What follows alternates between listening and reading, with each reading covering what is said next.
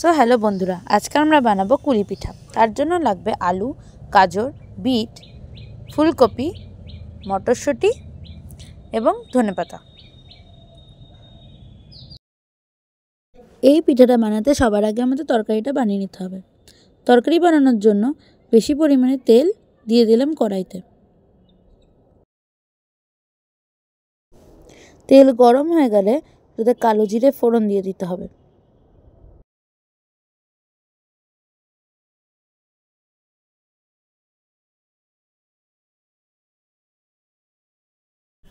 এরপর আমরা কুচানো লঙ্কা দিয়ে দিলাম।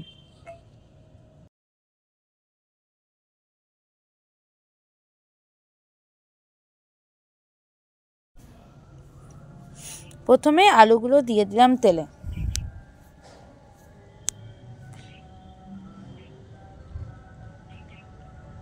এরপর গাজর, বিট এবং ফুলকপি তিনটেই একসাথে দিয়ে দিলাম।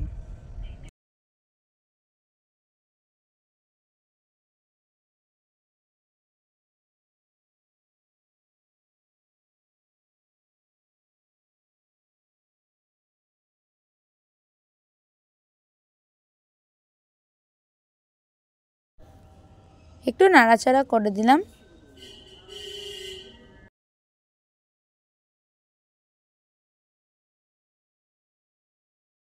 মটরশুঁটিগুলো এর মধ্যে দিয়ে দিলাম।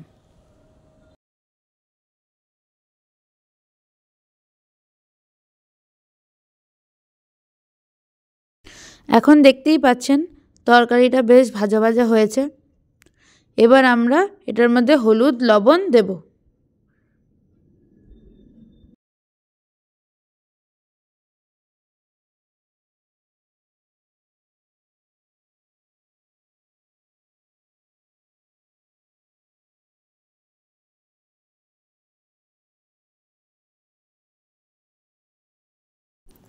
এবার নাড়াচাড়া করে ভাজতে হবে। অনেকটাই ভাজা হয়ে গেছে। এবার একটুখানি চিনি দিয়ে দেবো।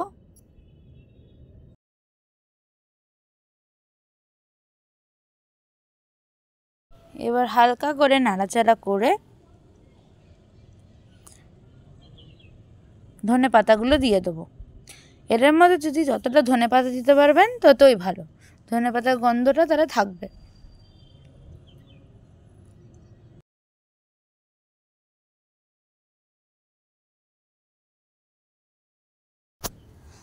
আমার মা আগে থেকে বাদামগুলো ভেজে চোকলা ছাড়িয়ে রেখেছিল, সেগুলো এখন দিয়ে দেব।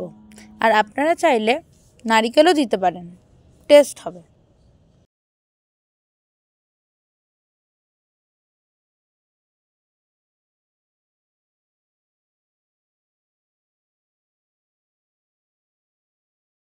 এবং লাস্টে নাড়াচাড়া করে নামিয়ে দেবো। তাহলেই আমাদের এত সুন্দর নিরামিষ তরকারি রেডি।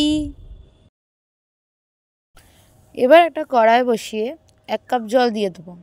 তার মধ্যে 1 চামচ লবণ দিয়ে ওটাকে ফুটতে দেবো।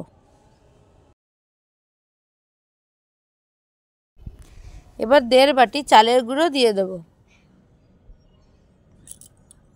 দিয়ে ভালো মতো নাড়তে হবে। নেড়ে একটা ডোয়ের মতো আস্তে আস্তে মেখে একটা ডোয়ের মতো তৈরি করে নিতে হবে। দেখুন আস্তে আস্তে দেখুন একটা ডোয়ের মতো এসে গেছে। এবার এটার থেকে লেচি কেটে নেব।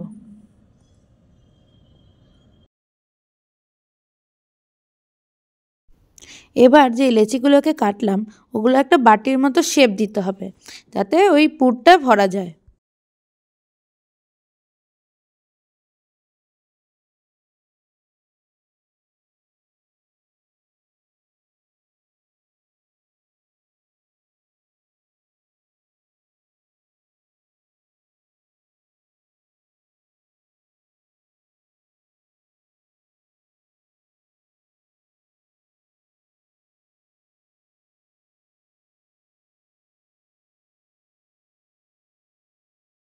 এবার 2 চামচের মতো তরকারি পুর হিসাবে ভরে দিলাম।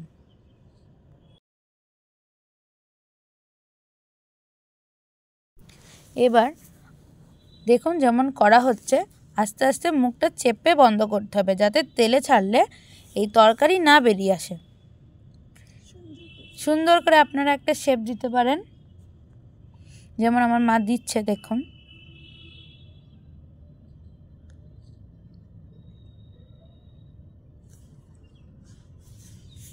এরকম রাউন্ড রাউন্ড করে একটা সুন্দর শেপ বা অন্য আপনারা শেপ দিতে পারেন, কোনো অসুবিধা নেই। যাতে মুখটা না খুলে যায় ওটাই আপনাদের খেয়াল রাখতে হবে, এটা খুব ক্রুশিয়াল স্টেপ এখানকার। দেখুন একটা সুন্দর শেপ হয়ে গেছে, এরকমই আমরা সব বানিয়ে নেব।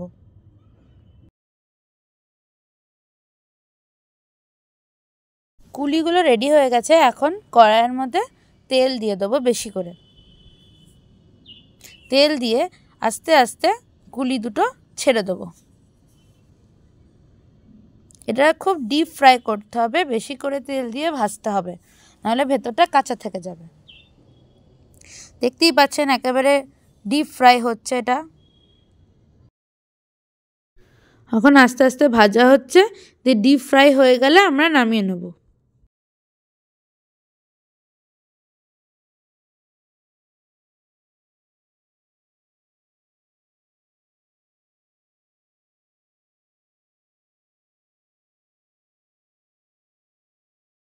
এখন বাদবাকি যেগুলো আছে সেগুলো ভেজে নিচ্ছি।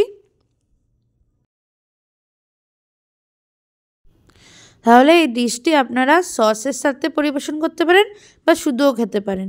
তাহলে আমাদের শীতকালে গরমাগরম স্ন্যাক্স রেডি। ভালো লাগলে লাইক করবেন, শেয়ার করবেন, কমেন্ট করবেন এবং সাবস্ক্রাইব করবেন আমাদের চ্যানেলটি।